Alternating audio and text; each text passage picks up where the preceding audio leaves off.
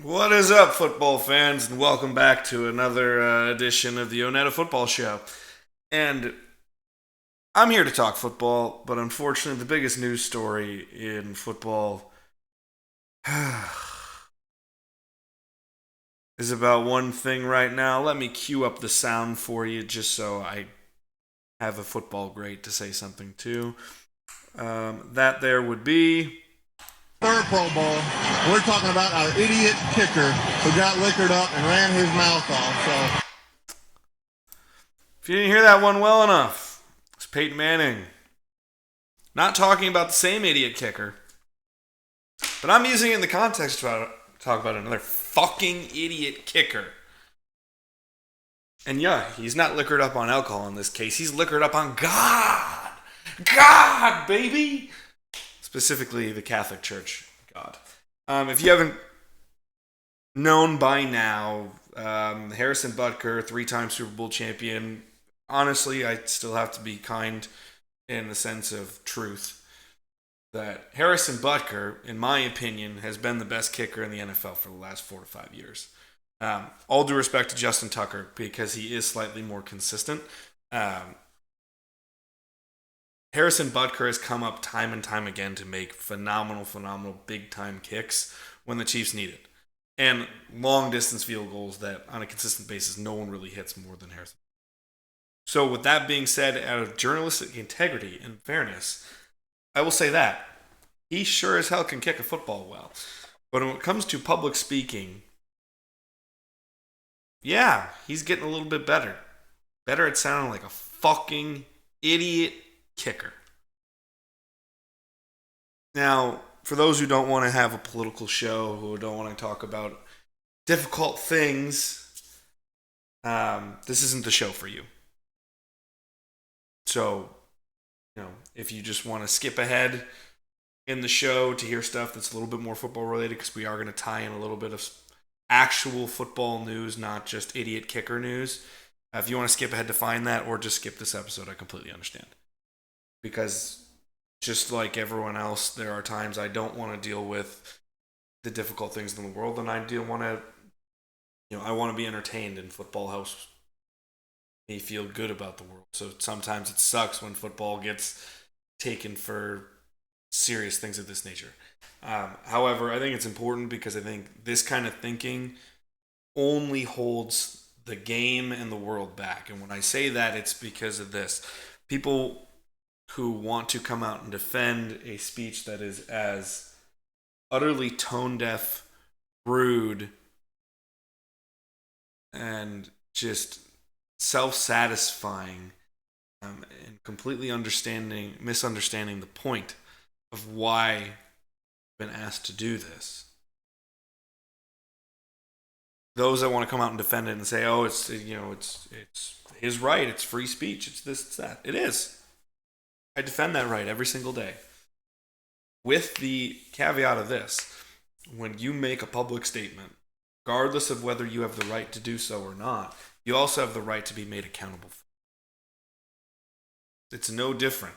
I understand. I don't say many controversial things to the point where I need to be, putting on a spit and roasted and marched through the street and hung in effigy. I don't say many of those things or any of those things on any podcast that I do, any show that I do.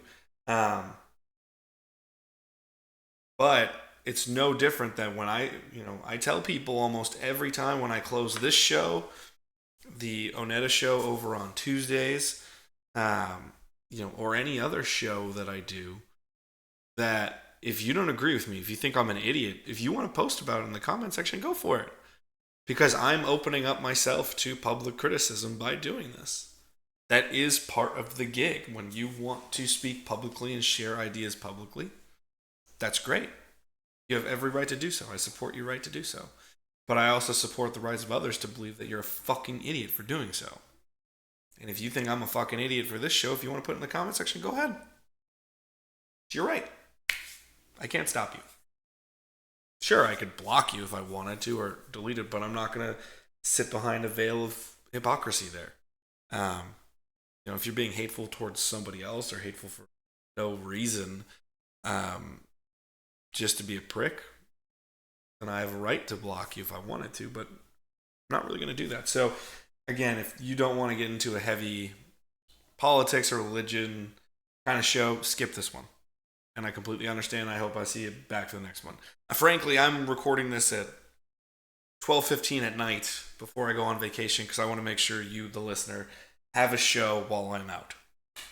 But unfortunately, this is the biggest news in the football world right now, and this is what we're talking about. So, for the context of this specific portion of the show, the Harrison Butker commencement speech, I've taken notes. I've done, I'm analyzing them, bringing up some points. I'm using his words exactly. I am going to bring up the Forbes article, so let me do that for you now here. So skip that portion of it. Sorry for things getting going there. So you're going to see that Peyton Manning rips into the idiot kicker, but I'll go back to use his actual words because I never want anybody to, part of being a journalist, even though I'm not a journalist, but part of being fair is giving full context to situations as much as you possibly can. So with that in mind, I'm going to bring up the actual transcript of what he is saying straight from Forbes, a very reliable source. And we're going to go through a lot of it and just talk because I think what he said, it's important to analyze because it holds back not only the world, but if you want to be hyper-specific about this show's content or the game, it holds the game back because it continually allows people to feel that athletes are closed-minded morons, and that's not truly the case, as we're seeing so many great and wonderful athletes go out into the world and use their platform for hyper-positive things, show great analysis, show their comedic abilities, show all those things. And I support their right to do all of that. Just like I support his right to say this shit. But then you also are then accountable for your public persona. So, without further ado, let's get into this fucking shit show. So, again, I went through and a lot of stuff. So I'm not going to give you bullet points because that's not what I'm here for. I'm here to give you the actual words. Right off the bat, I will be the first to say I tried to listen to this show. I tried to listen to the show, or not to the show, to his commencement speech. I got, for those who do not know, before I go straight to the speech, I'll show you this because it's a personal detail. For those who do not know, I have an English degree from the University of Wisconsin Parkside. And I had wonderful, wonderful, wonderful female professors. My favorite professor of all time is a woman. And I'm only saying that not to say, yay, hooray for me. You know, I token woman getting gratitude here. It's perfectly in direct opposition to the shit that this idiot's saying, in that the most wonderful teacher I've ever had in my entire life was a woman. The vast majority of the department that I learned under that really taught me how to do many of these things and speak in a coherent manner in an intelligible way were women that were highly educated and not just giving up and staying in their lane as homemakers, because that idea is fucking stupid. So I want to give them credit. Dana Oswald, everybody else over at UW Parkside, fucking love you. Always will for what you did for me. But I mentioned I have an English degree because really all that is, when you boil it down to its basis forms while not making fun of it, an English degree is really about how to organize thought and utilize it to formulate the most intelligible opinion you can, if I'm going to break it down to very simplistic ways. It's able to collect information and use it as a tool to fully understand, comprehend a thought as best you possibly can. That's what an English degree is. So I got a minute and 50 into the speech and I could not handle it, because not even because I couldn't listen to it. I was just writing furiously and I could not keep up because I had so many notes of things I wanted to touch on. That is why I'm going straight to the transcript and going for his words. So with that being said, and no further caveats hopefully on this one, let's get to it. Okay, so immediately we go to the words of Harrison Butker. who first thing right off the bat goes straight to, I'll highlight it here, COVID fiasco. COVID fiasco. Again, whether you liked how COVID, the entire situation was politicized and handled, whether you are on the right wing politics, the left wing politics, your center, you didn't agree with everything, you agreed with everything, you agreed with some of it, but not all of it. Doesn't matter how you feel it was handled. To say it was a complete fiasco when it is insinuating the poor leadership of President Joe Biden and everyone else, it's out of the preservation of life, which is such an interesting thing in this, because we have further quotes later down very shortly about not playing God with children, not playing God with how to bring children into the world, not playing God in general. And theoretically, also talking about things such as euthanasia, which is us playing God, in Harrison Butker's words, to control life and death. And it's up to God to control life and death. And I'm saying God such as that because it's capital G, God, as a single persona that controls everything in the universe, sort of thing.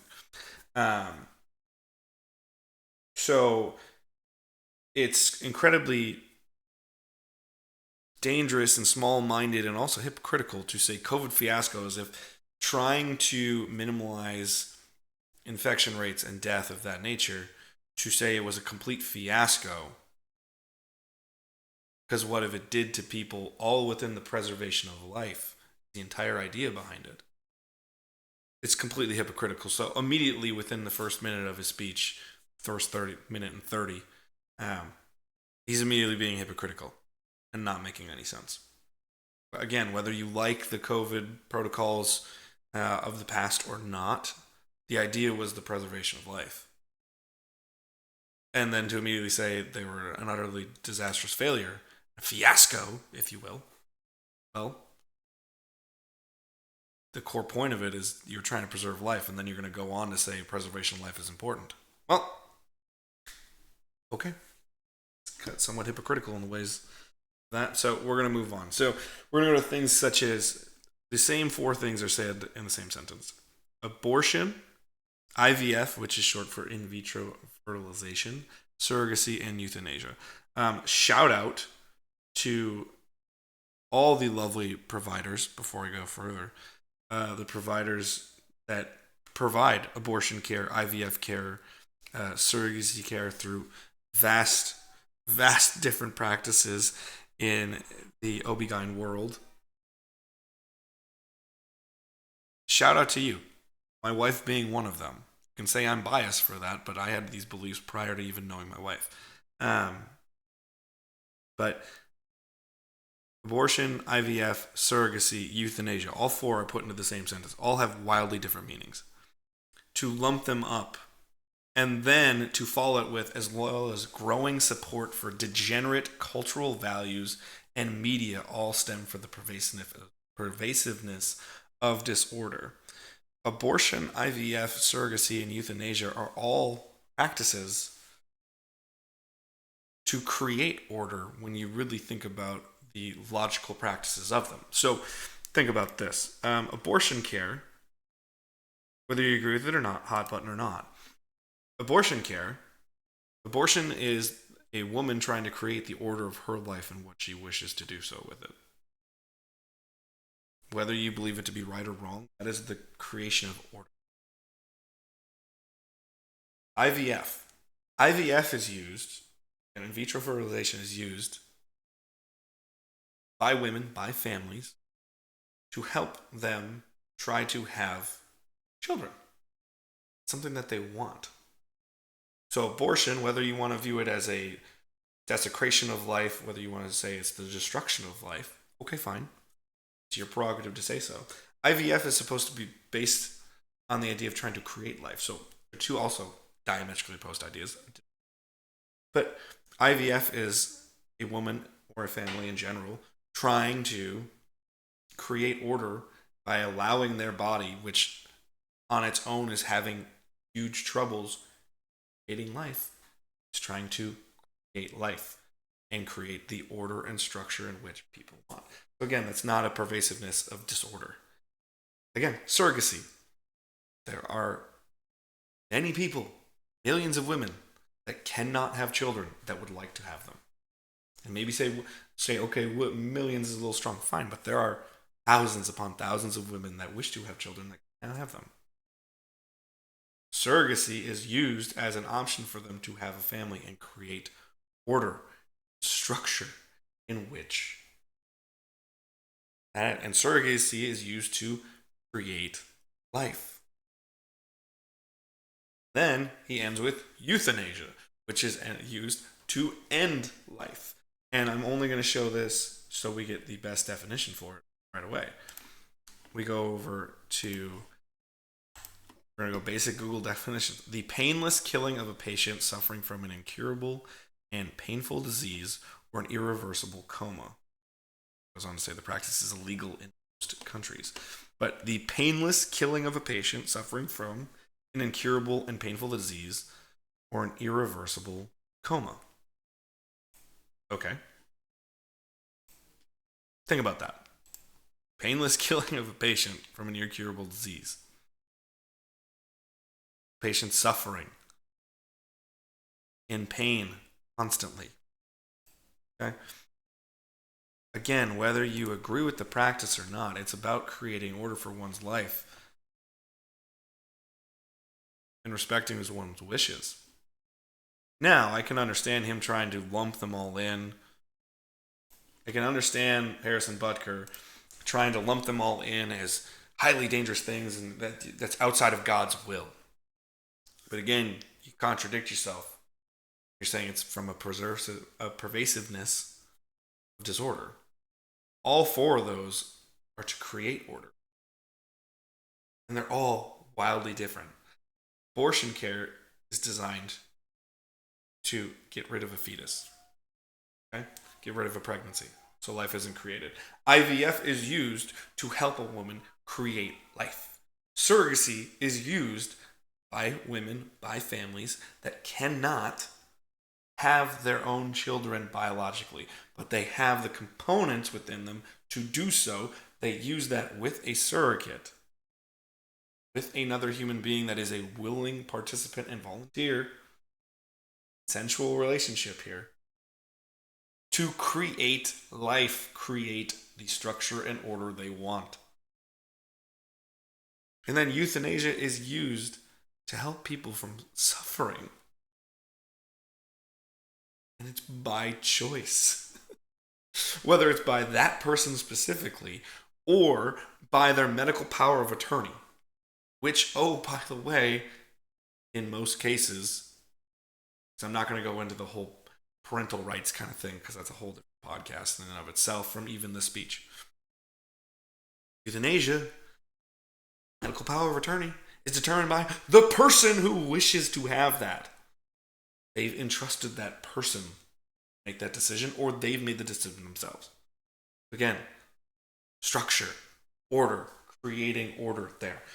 Also, IVF, another thing that's just another tone-deaf thing. God's will, God's will, God's will. He goes on to say another financial thing at the end. I'm just not going to tie them together right away. IVF is extremely expensive by many people's standards. From a 2018 article from Penn Medicine, an article I shouldn't say, it's just information on Penn Medicine's straight website. It costs 10 to 15 grand, half the time not covered in insurance, for IVF. All so that women under 35 have a 21.3% chance of having a full-term successful pregnancy.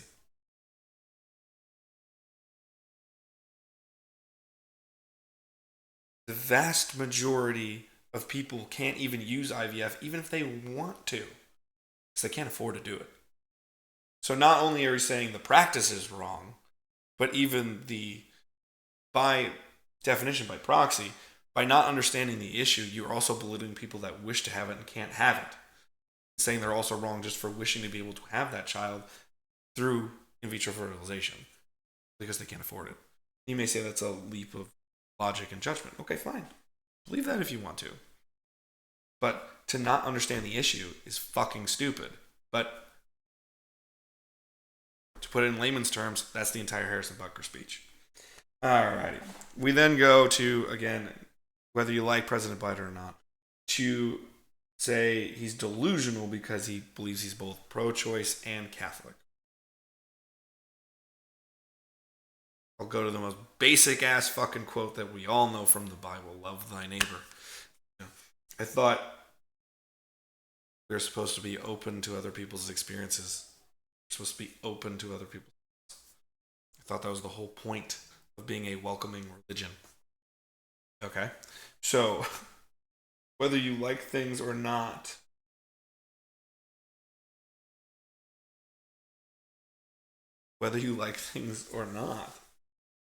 to then infer that that's delusional,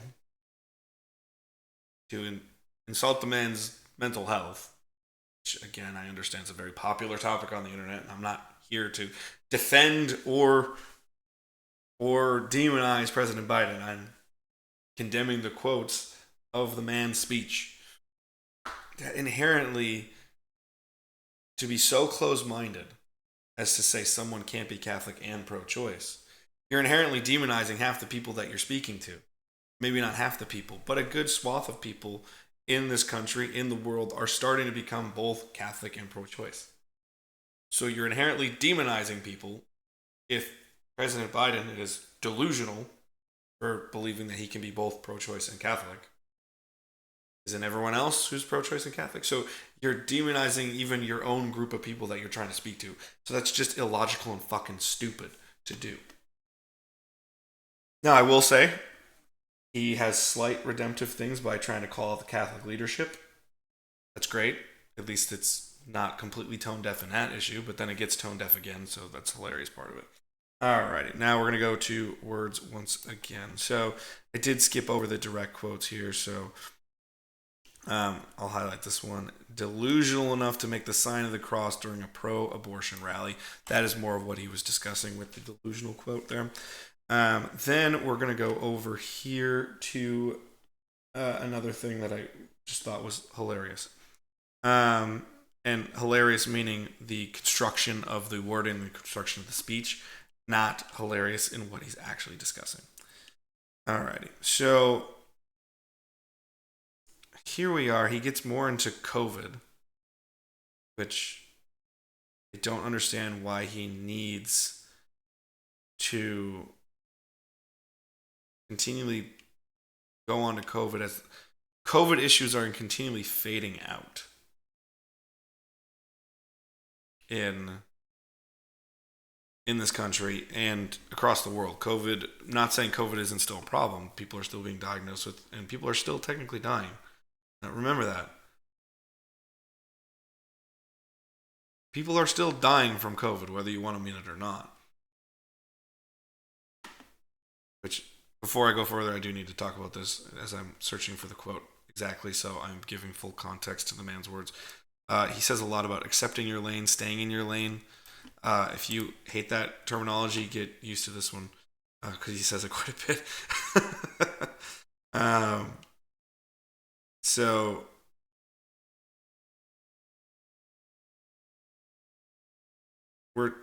I've went into a COVID bit here, and I'm sorry because I'm really trying to just make sure that I am directly quoting the man. So one of his biggest quotes in talking about COVID is because priests are more concerned about image, essentially, or their own safety. As we saw during the pandemic, too many bishops were not leaders at all. They were motivated by fear of being sued, fear of being removed, fear of being disliked. They showed by their actions, intentional or unintentional, that the sacraments don't actually matter. Because of this, countless people died alone without the access to the sacraments. It's a tragedy we must not forget. Okay? So, what's more important? Think about that. Countless people died alone.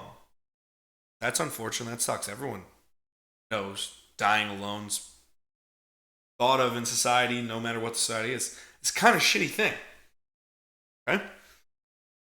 Then to say it's a tragedy because they didn't get their sacraments. Worldwide, 7,010,681 people as of April 13th, which is the most accurate count I could get as close to date as possible. That's from Worldometers. Tried using the CDC. They've archived a lot of their data about COVID numbers. I guess we're going to feed the conspiracy trolls a little bit on one, but sorry. 7,010,681 people have died as of last month from COVID. And just by pure statistics alone, probably not all Catholic. So to insinuate that of the 7 million people that have died, the biggest tragedy is them dying alone without the sacraments, in a way to criticize your own church's leadership as opposed to reflecting on the loss of life, whether you want to believe it's God's will or not. There's a reason funerals happen in churches. There's a reason those things occur. It's all through the celebration of Christ, right? Or what God's plan is. But do you see any happy faces at a goddamn funeral for the most part? There are a few. Not many. Because it's a time of reflection and sorrow of the loss of life.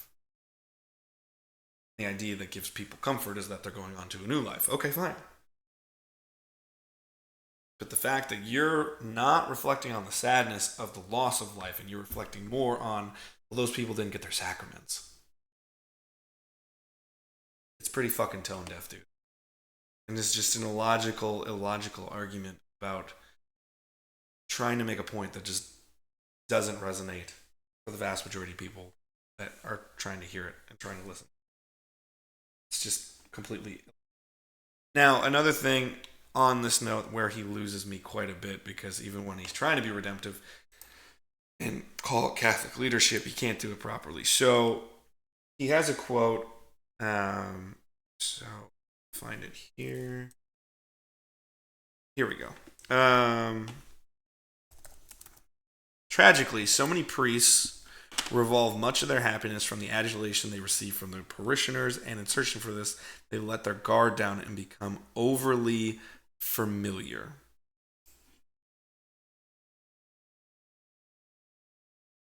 So, not yield to the temptation to imitate lay people, but to be priests through and through. Tragically, so many priests revolve much of their happiness from the adulation they receive from their parishioners, and in searching for this, they let their guard down and become overly familiar. Okay. So that is theoretically a good thing to think about. Priests should not be getting their self-worth. If they are priests and they're supposed to stay in their lane, his quotes, his words, stay in their lane and accept it a vocation. Really be that. They shouldn't be grow too familiar. They shouldn't be looking for the adulation of their parishioners. They should be doing their job as best they possibly can in the eyes of the church, in the eyes of the parishioner themselves. So you're not supposed to be getting these self-gratifying feelings theoretically and searching for those in your parishioners. You're supposed to be getting the self-worth from the actual vocation itself. This is hilarious to me because he also has another quote, which is, let's see if I can find, I just want to do it this way. He goes on to say this about bishops. These men are present-day apostles. Our bishops once had adoring crowds. Sorry, get that back here. These men, who are present-day apostles, our bishops, once had adoring crowds of people kissing their rings and taking in their every word, but now relegate themselves to a position of inconsequential existence. Now, I'm not a fool. I understand priest, bishop, they are different positions in the Catholic Church. Bishop is higher. You know that. But the whole point is preaching the Word of God. As in, staying in your lane and practicing your vocation. Stay in your lane of your vocation. Those are his words, not mine. Preaching the Word of God. Just said about priests. Tragically, so many priests revolve much of their happiness from the adulation they receive from their parishioners. Direct quote, Harrison. That's you. Then you're painting in a negative light that these men are present day apostles. They once had crowds of people kissing their rings, but now relegate themselves to a position of inconsequential existence. So it was better when they were receiving over the top adulation and praise just for their mere existence to the point where people were kissing their rings. That was theoretically a good thing. But in the same token, just a couple paragraphs before, in your speech, you're saying that priests should not be looking for self-worth out of adulation from their parishioners. You got to pick one. Those two are diametrically opposed ideas, so it's inherently hypocritical. That does not work. Those are two diametrically opposed ideas. Now you can say, no, I want that in my bishops, I don't want that in my priests. Fine, but you better do a way better job defining that. And also, you better look with the Catholic Church because they kind of all go in one direction for the most part as they do those things. I also think it's fucking hilarious because he says this as well. He goes on to use a Taylor Swift lyric right before he tells an entire crowd, which is a good population of women, to stay in their lane and become homemakers. I'm getting to that, which is obviously one of the most juicy and controversial things he said. He uses Taylor Swift lyrics to try to make his point. So I'm just going to, because as my teammate's girlfriend says, familiarity breeds contempt. He's quoting Bejeweled from Taylor Swift. I'm not here to defend Taylor Swift because now apparently I'm a fan of hers, if you've watched the ONETA show or listened to the ONETA show from 2 weeks ago, where I reviewed her latest album.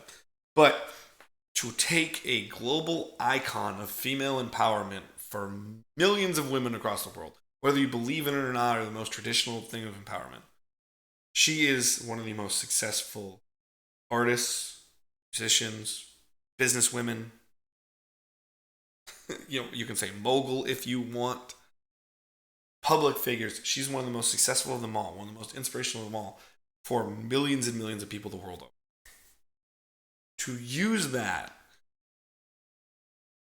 human being, that icon, which encourages female empowerment, in a speech about traditional values and being a homemaker, how fucking stupid and tone deaf are you? It's just illogical. And that's where we're going here. So, here's where Taylor Swift actually comes into play. And not Taylor herself. I don't think Taylor's ever spoken about this, and I'm not here to quote Taylor Swift to you about the idiot kicker's speech. He goes on to have a quote. I will try to find it for you first here, folks. In which he says, let me see. So, here's a quote. Not the deadly sin sort of pride that has an entire month dedicated to it, which is an obvious slam against Pride Month, celebrating the LGBTQ plus community in this country and many others. Okay. The vast majority of the world knows this. We understand the Catholic faith and the Christian religion in general not very accepting of the LGBTQ plus community. Okay. That's factual. I'm not breaking any news there. But how fucking tone deaf and stupid are you to have in the same thing, just paragraph separating it, a quote from a global icon who is all about welcoming everybody to their shows, participate in their music, be participating in whatever movement they are creating. Talk about the deadly sins of Pride Month while also using references to Taylor Swift lyrics. How fucking tone deaf and dumb are you? Where you think you're being cute and making a pop culture reference to soften the blow of these hard things we need to talk about, the difficult things that need to be said. And then demonize millions of people while also trying to use quotes of a person that inspires millions of those people and millions of other people around. Just illogical and doesn't make sense. You're grasping at straws at trying to do something. It makes no goddamn sense. And then let's get into the wildest of wild shit that he says about the role of a woman. Okay. So we're going to go back to our handy dandy Control F to his use of the word diabolical. I want to speak directly to you briefly because I think it is you, the women, who have had the most diabolical lies told to you.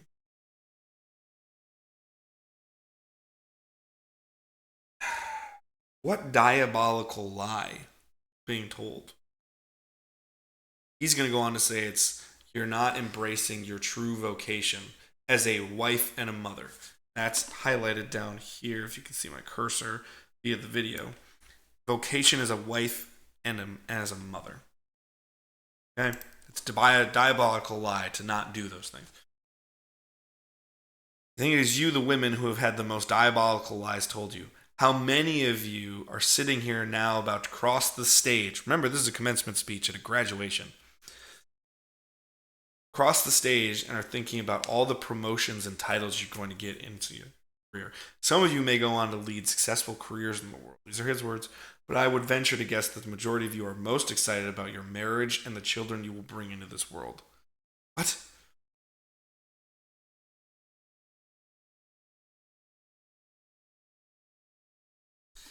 So he uses his own wife as an example in which he uses the direct quote, her dream of having a career might not come true.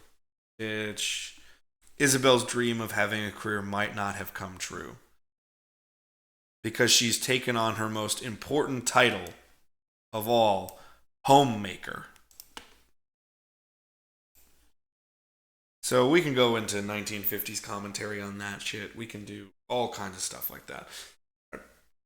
Pretty sure the women's liberation movement of the entire 20th century, slowly but surely, has been getting us far closer to where we're supposed to be in the world, where we're treated as equals. Apparently, the Catholic Church, crazy nuts like Harrison Butker of the Catholic Church, that helped me specify a little bit more, really want us to go back to the homemaker vocation, where women don't have jobs and they're not going to be nearly as fulfilled unless they are homemakers. We can talk about that forever. And everybody can say that and use it in TikToks and use it in all kinds of social media things that are great, well done, poorly done, filled with vitriol or with complete analysis that is cold and calculated. All the wide spectrums of what. But the fact of the matter is this.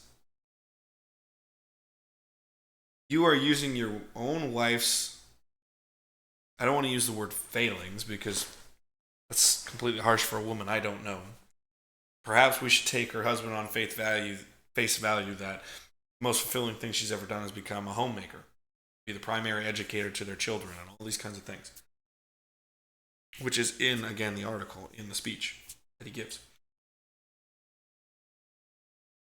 But to insinuate the most diabolical lie is that women have now been given the opportunity in some way, shape, or form to advance past homemaker, that they'll never be fulfilled nearly as much as they would as a homemaker, as a mother and a wife, which means they're inherently dependent on somebody else.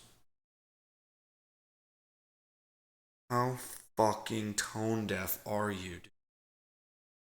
And again, I keep bringing back up the fact that you referenced Taylor Swift.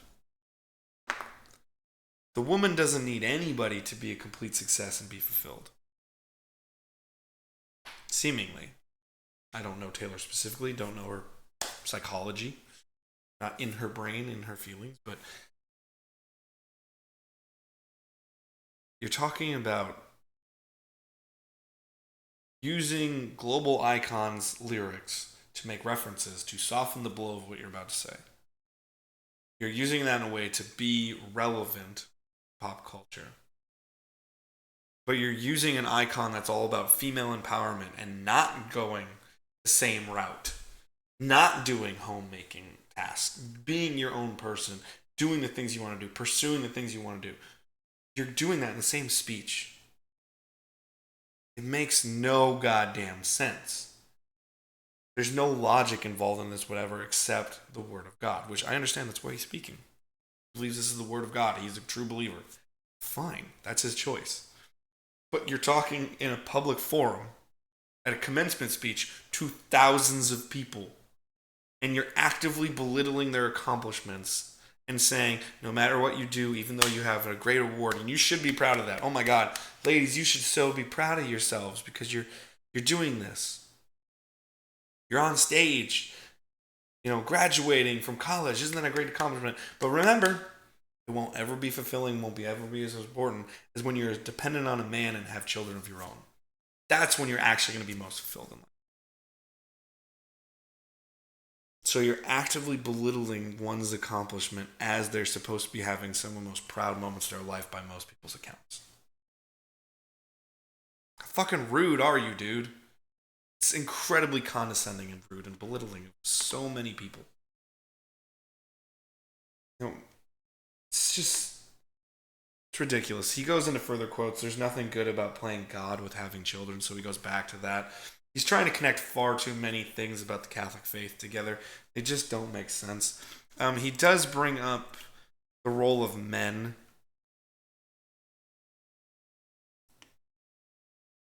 It's difficult because he goes on to speak about men. So he already says incredibly difficult and ridiculous things about women in his speech and belittles all of them. But then goes on to say this about men, which is also incredibly problematic. Their absence in dictating culture and speaking as men as a group is playing the largest role in why our nation is dysfunctional, why we don't have, we should be unapologetic in our masculinity, so to speak. We need to fight against cultural emasculation. Because masculine traits are being dominant and dictating things. Not being smart enough to be open to new ideas. Okay? But then goes on to say this, which is so fucking wild to me. That where is it? I'm trying to find it. Here it is. Same paragraph. I'm just going too far. Do hard things. Never settle for what is easy. You might have a talent that you don't necessarily enjoy, but if it glorifies God, maybe you should lean into that over something that you might think suits you better.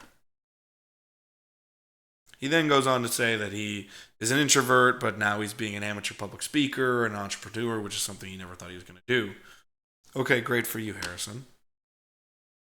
But you might not have a talent. You may have a talent that you don't necessarily enjoy, but if it glorifies God, maybe you should lean into it.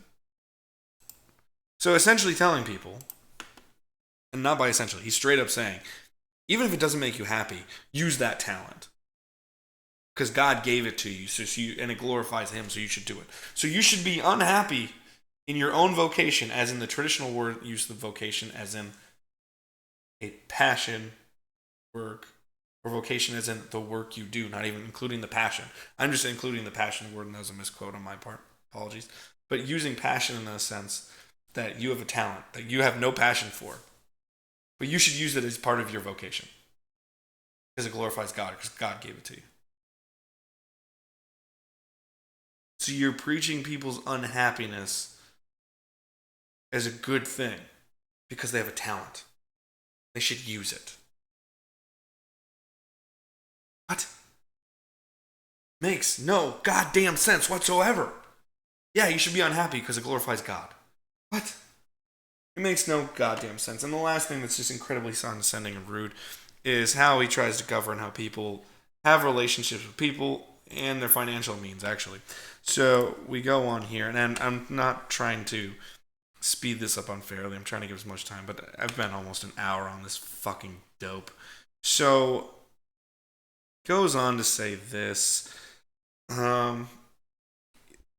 He insinuates you need to close your relationships. So, sadly, I'm going to read this whole paragraph of Harrison Butker's. Sadly, I'm sure many of you know of the countless stories of good and active members of this community who, after graduation and moving away from the Benedictine bubble, have ended up moving in with their boyfriend or girlfriend prior to marriage. Oh no. Some even leave the church and abandon God. It is always heartbreaking to hear these stories. There's a desire to know what happened and what went wrong. So it's wrong to leave a church that you don't believe in. It's wrong to abandon a God that you don't believe in. It's wrong to move in with your boyfriend or your girlfriend prior to being married. I don't even know if you have. You may believe marriage sucks and you want nothing to do with it, but it's wrong for you to live with your partner. So that's absurd. Prior to being married. It's heartbreaking to hear these stories, and there's a desire to know what went wrong. So you're inherently saying if people are not doing exactly what you're telling them to do, they're wrong.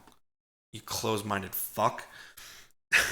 What you remember is that life is about doing the small things well, setting yourself up for success and surrounding yourself with people who continually push you to be the best version of you. I will say this all the time, that iron sharpens iron. Wow, you're a fucking genius. It's a great reminder those closest to us should be making us better. If you're dating someone who doesn't even share your faith, how do you expect that person to help you become a saint?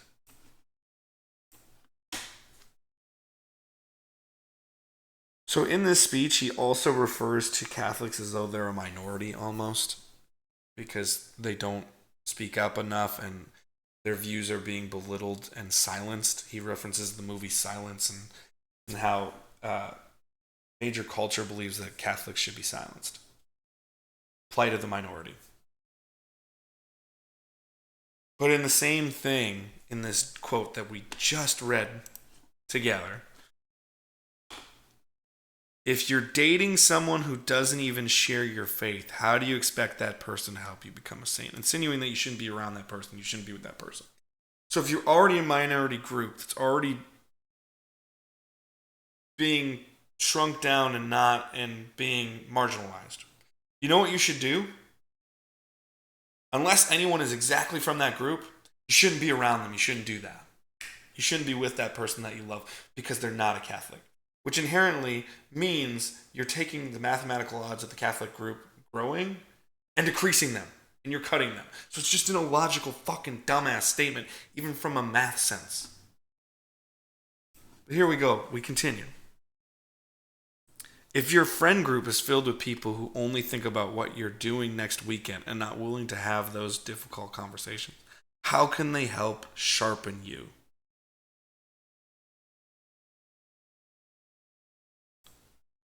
So your friend group, in this one, I guess you could say they don't have to be Catholic, but they have to be willing to have the difficult conversations that include Catholicism, because the difficult conversations in this that he says are all about being honest Catholics, being true preaching Catholics. That's the difficult thing to be done. So if your friends, they might not have to be Catholic, but they have to be open to discussing difficult things like Catholicism and be open to essentially to being preached at, to be worthwhile friends to help you get better. So you expect others to only be bettering you if you allow them, if they allow you to be preached at, or to allow you to preach at them, whichever way that happens. And to hear difficult things that the Catholic needs to say. That's the only way that they can be friends with you. What? You can't have it in written. I'm sorry. Your coach, we're going to bring it back to football. Your coach is a member of the Church of Latter-day Saints. That's Mormonism. That ain't Catholic. It's not Catholic. That's not Catholicism. Okay? I don't exactly know Patrick Mahomes' church. I could look it up quick, but I don't really give a shit. Not because I don't respect his own privacy to do what he chooses. Good for him. But inherently, there's a good possibility he's not Catholic. The leader of your team, the global icon of the NFL right now. The reason people pay to see you and allows you to have a $20 million contract, by the way, I'm going to get to. What if he's not Catholic? You can't be friends with him. You can't be worthwhile. You can't enrich your life. He already is. I don't know if Patrick's. You know what? I'm going to look it up just so I can be accurate right now. So let's go back here. I'm just going to say this. Patrick Mahomes Church.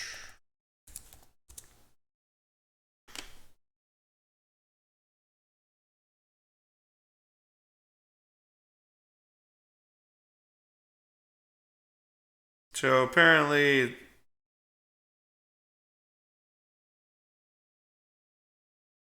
he is apparently a very big Christian man, so to speak.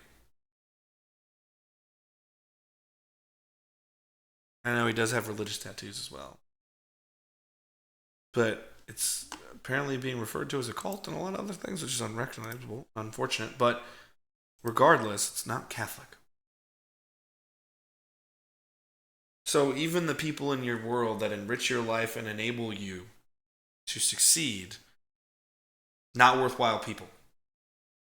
Because they're not Catholic. What the fuck? And finally, I'll end with this one because it's insulting to everybody. Cost of living must not be the only arbiter of your choices. Sorry, I just went back to it. So I'll go back to this one. Cost of living must not be the only arbiter of your choices. We're in the midst of a theoretical near global recession with an inflation rate of 5% in this. We have a jobs crisis in many people's eyes. We have a crisis of finance to the point where people believe we could be nearing a depression. Okay? That's just statistical fact and educated conjecture by economists. That's not me insinuating, well, I thought it was like that. And you want to go on to say that life with God is the most fulfilling part. Don't worry about cost of living. You need to live where you can get more enrichment from God. Don't need to worry about cost of life living because that's not important. I'm sorry, that's an issue that affects every single person on the planet. There are millions of people that would like to relocate and go somewhere else than where they're living. They cannot afford to do so. But don't worry, God's on their side.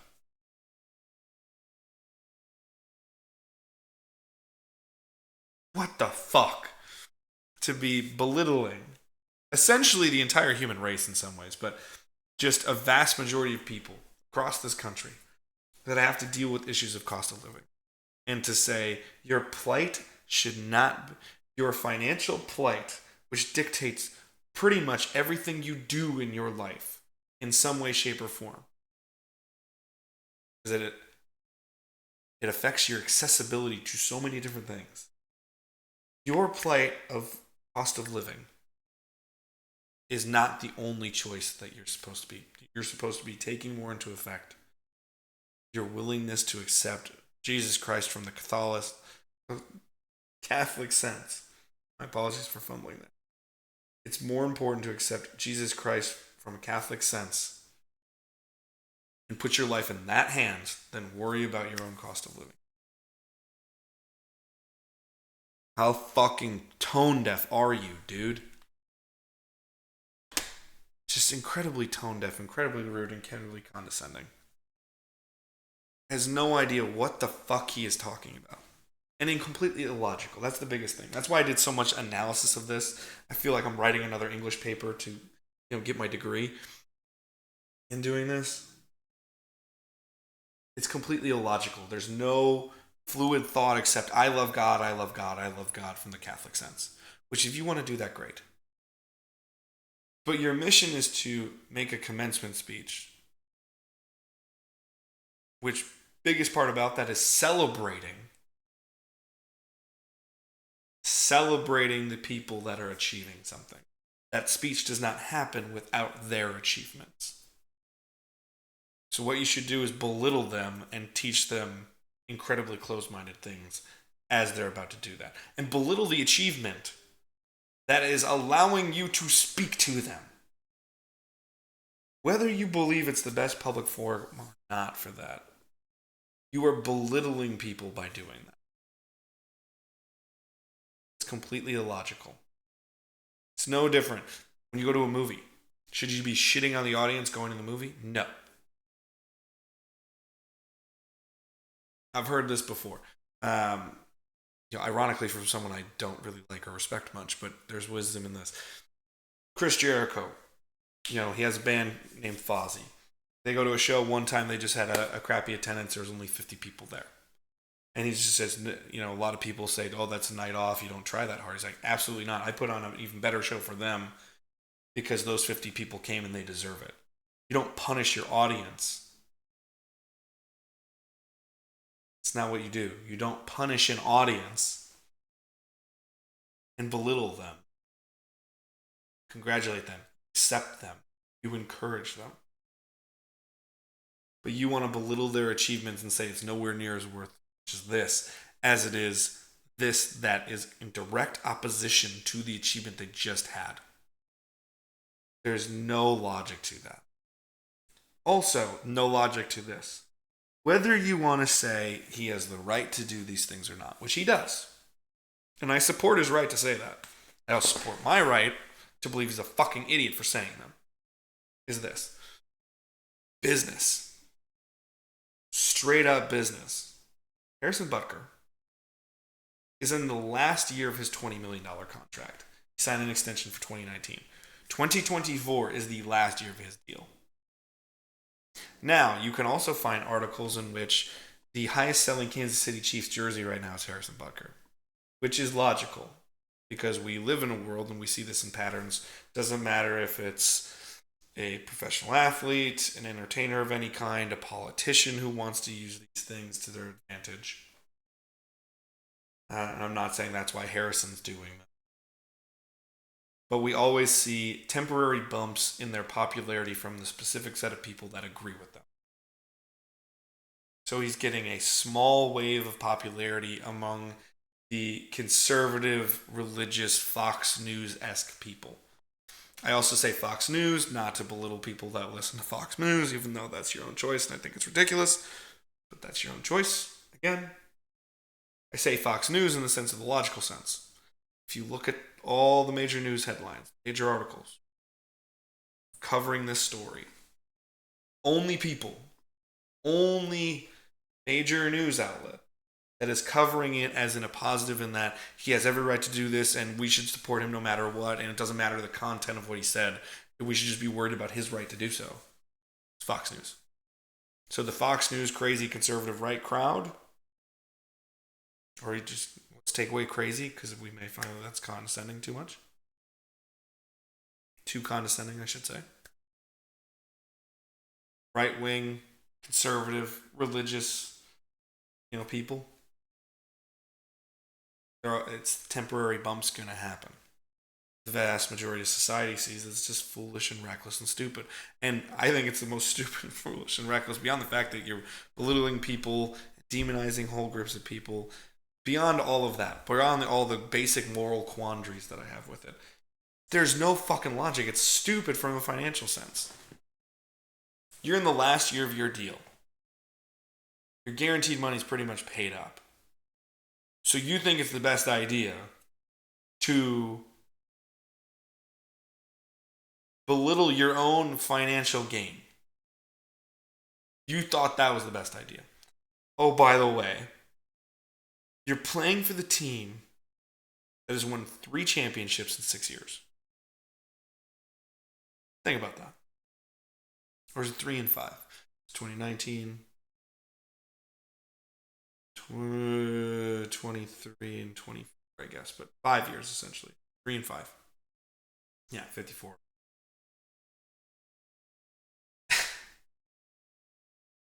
You are on the most popular team in the NFL right now, led by the most popular player in the sport, the most important player in the sport, who just inherited the most famous person on the planet, whose entire lyrics, entire art is welcoming and completely diametrically opposed to everything you said in your speech. You're on that team and you're jeopardizing your own ability to make money and stay on that team in the future. I don't even know anything about Clark Hunt, the owner of the Chiefs. Clark Hunt, I do know this, just like every other NFL owner, is about business. It's about making money. You know what's not smart money-wise? Belittling giant groups of people and making them think football's not for them, such as the entire LGBTQ community, or women in general. Because most women do not believe that homemaking is the only vocation that they should really be fulfilled with. The vast majority don't in this society. So your own logic, you think Clark Hunt wants to employ somebody that's going to keep doing those things, be controversial? Probably not. So there's just no logic to it. It's fucking dumb. It's just dumb. And I know I've gone a long time. We've done a whole hour on Harrison Butker, also known as Idiot Kicker, number 2. But this shit was wild. It's completely rude, condescending, belittling of entire groups of people, all while trying to say that he has to say the truthful things. That the vast majority of what he said is completely untruthful by many people's perspective. You can say it's his right to do so. He has every right to do. I support his right to say it. He's an American citizen. Say what you want to say. But I also say with that right comes the ability for others to think you're a fucking idiot, which the vast majority is. And you have also the responsibility of what you say can and should be criticized, because that's how better thought, open thought happens. It's critical thinking skills. This is just fucking wild. And this is what I'm going to leave with you. I'm not going to go into some of the smaller news items I was going to get to. We'll cover that on a later. Because those are things that can be talked about at any time. If you are still listening, somebody who just turned this on and randomly gave it a go, whether you agree with me or not, that's your own choice. And I support your right to think, whoa, he's a genius or he's a fucking idiot. It's your choice. But I will say this to you. The game of football is for you. Okay? The game of football is for everybody. It's for everybody. Everybody should be able to enjoy the sport. Everybody, doesn't matter, man, woman, gay, straight. Doesn't fucking matter. I know I'm missing more of the spectrum. Friends in the LGBTQ plus community. I know gay is not the only. Football's for you too. Just because a fucking idiot like this wants to belittle you, women, sport's for you. Just because an idiot like this wants to belittle your accomplishments, you're great. Be your own person. Do whatever the fuck you want to do, because that's what you should do in this world to make you happy. Is to do what's going to make you happy. The game's for you too. Support who you want to. Cheer who you want to. Doesn't matter if it's a Thursday, if it's a Friday, a Saturday, a Sunday, a Monday, or a Wednesday this year. Cheer for who you want to. Be who you want to. And go make yourself happy. And don't listen to fucking idiot kickers like Harrison Butker. And also, he ruined my fantasy team because he's always that guy. Just leave it with the joke. But that is going to do it for this week's show. The ONETA football show this week. I know it was a little hot and heavy. Thank you for anyone who's still listening. I appreciate you doing that. Now, I will say, I'm not going to do the full promo because it feels a little wrong to do it, but I will say, if you could, if you want to support me, you liked what I had to say, or you just want to support someone, just trying to make it in the world, I don't stay in my lane. I want to try as many lanes as possible. I'm an artist, and I'm also trying to make money with that art and bring joy to people through my art. If you want to support that, please go to ptecreative.etsy.com. We've got a lot of fun stuff over there that supports a lot of the interests of the channel. If you do want to get on that, use the promo code BLISS, BLISS. Help yourself out and get 20% off any order of 2 items or more. And I would love the support. If you can't do it, I completely understand.